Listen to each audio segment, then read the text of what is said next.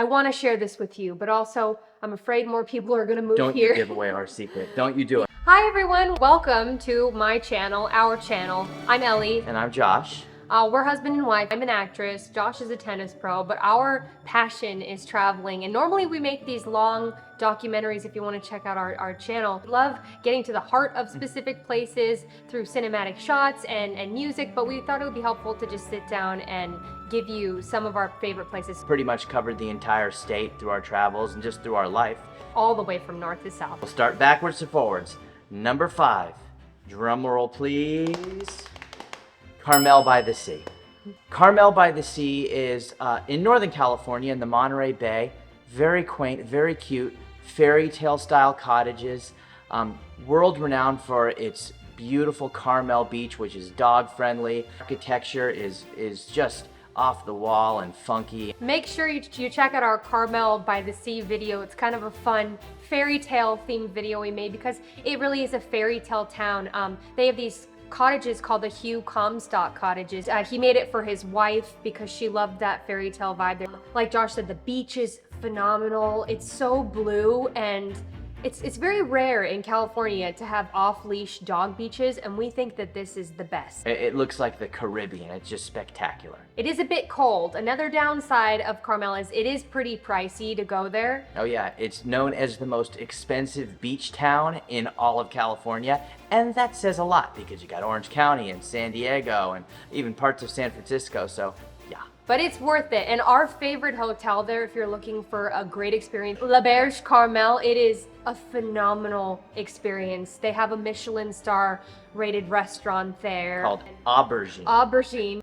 We like a restaurant called Casanova. There's a great restaurant called Casanova. It's very romantic, and we got recommended these through people, and we went, and it did not disappoint. If you have a dog, really dog-friendly place. A lot of the places on our list today are going to be dog-friendly because we have a golden retriever who we travel everywhere with.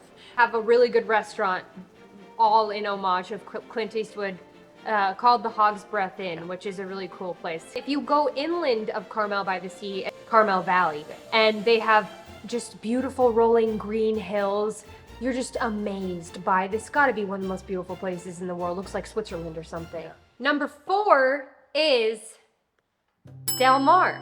There's a specific, unique vibe. I think it's underrated. It's famous for the Del Mar racetrack, the horse races. You can wear the big hats. We went to a place called Les Artistes. They have hot tubs on the patio. It's just a really unique, privately owned boutique hotel. You would never know about it, but that experience alone made us fall in love with Del Mar. It steps away from the Dog Beach and Solana Beach. If you want to visit San Diego, you know, La Jolla is great, but we really recommend Del Mar. We love it so much. It's just sort of off the beaten path, not what you would think when you go to normal San Diego, saying SeaWorld and downtown and La Jolla. This is just, it's a more quaint, more hidden gem. I mean, it's a much better experience, not so touristy, not the normal thing you'll always do in San Diego. Number 3 on the list. This is a big one. It's Montecito, which is home to Oprah, home to Meghan and Harry. But it was cool much before Meghan and Harry made it cool, that's for sure. It's a little town outside of Santa Barbara, complete beach town where you get the vibes of the ocean and the water, but then you also get inland, you get the trees and the forests, and worth mentioning, it's also very upscale. I mean, like a Carmel by the Sea, expensive, but you don't have to go there and break the bank. It's a true day trip from LA. I mean, you could be there in an hour, hour and a half, depending on where in LA you live. Would go to Santa Barbara while you were there. This would be the day trip. You might stay in Montecito and go to Santa Barbara for the day, or in the reverse, you might stay in a little bit cheaper Santa Barbara and spend the day there. This stretch of the beach in Ventura County is the best in all of California. The drive from Ventura to Santa Barbara to Gaviota is the best stretch of coastline in the entire California. So if you are taking a day trip from LA, this is it, period. Okay, number 2. This is a really special one to us because it is our home. We recently moved here, but we've been coming here for many years, and it's Westlake Village. We're about 45 minutes north of LA. We're right on the border of Ventura County. Half of it is LA, half of it is Ventura. I want to share this with you, but also I'm afraid more people are going to move Don't here. you give away our secret. Don't you do it. Because it is just a slice of paradise here. Favorite restaurants, the Landing, it's right on the lake. It's a man-made lake here. Britney Spears lives here, and I love Britney Spears too. There's an experience here called the Westlake Village Inn or the Stone House, which is, oh my God, it is just Magical. Yeah, beautiful Tuscan Italy themed place.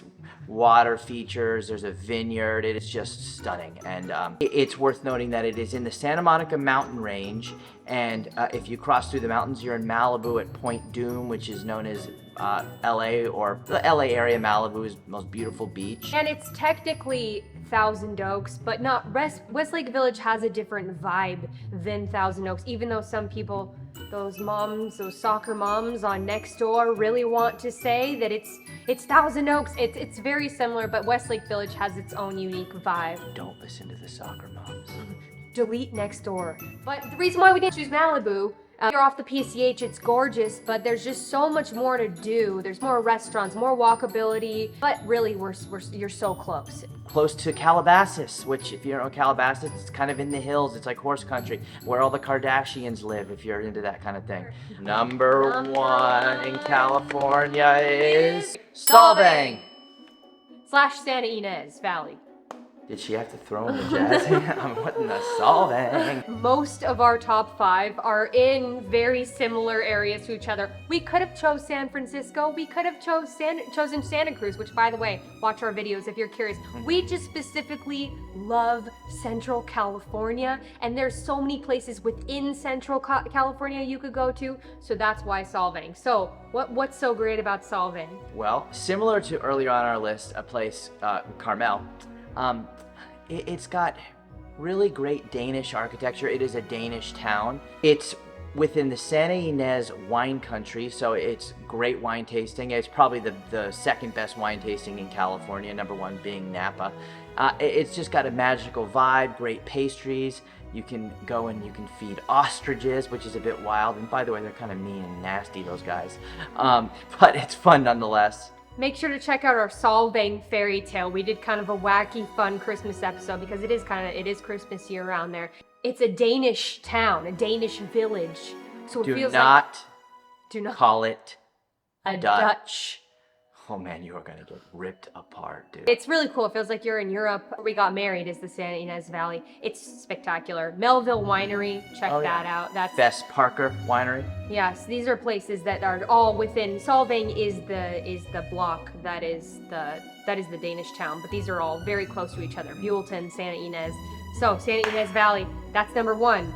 Also, one of the best parts about Solvang, it is super affordable. The hotels are relatively cheap, except for if you go around the harvest season time during October or so. There's a lot of just kitschy, fun hotels like the Royal Copenhagen, the Mirabelle Inn. Hotel Cork. You can also get Airbnbs and that sort of thing, but it's way more affordable than the fairy tale town of Carmel. Yeah. So that's a good reason. It makes a huge difference. We thought it would be interesting and more informative for people that are actually trying to make a decision on where to go. Don't forget, hit that like button, subscribe. Comment down below somewhere that you'd recommend. We go to YouTube. It's our biggest search engine. More to come, and we appreciate you so much. Thank you.